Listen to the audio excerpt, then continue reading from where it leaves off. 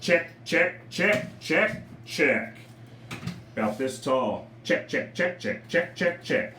Niner, niner, niner, niner, niner. Ron Chant poem, take one. We're live for a poem by Ron Chant when you're feeling it. Okay, the name of this poem is The Fight. Somebody's always talking about the toughest man they know, who can whip somebody else and do it fast or slow.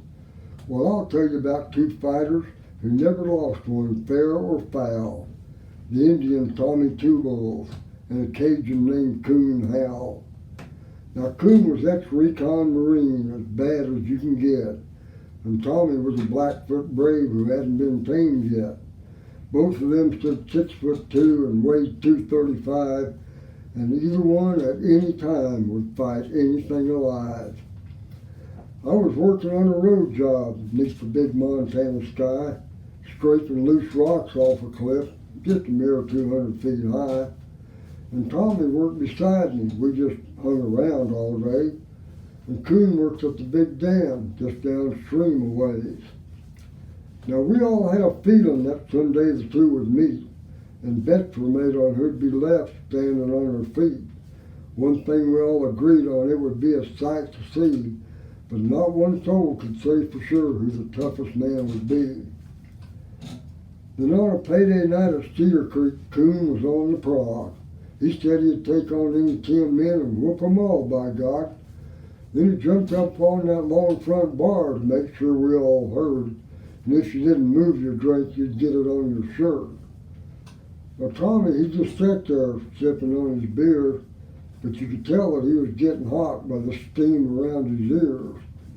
When Coon got right in front of him, Tommy tapped him on the knee, and he said, "Let's go outside, paleface. I guess we'll have to see." They walked out on that long front porch and they both took off their shirts. Then they handed me their cowboy hats and they stepped down in the dirt. And Coon, he threw that sucker punch that had knocked out many men. But Tommy, he just stood there, took it on the chin. He smiled and threw a right hand that sizzled through the night. But that Cajun, he just laughed it off. Then they got down to the fight. They totaled out a dozen cars there in that parking lot. Then up the highway to the west across Idaho they fought. They crossed the line into Washington somewhere south of Spokane, busting up the forest and tearing up the land. They hit the wide Columbia and they crossed it here and there.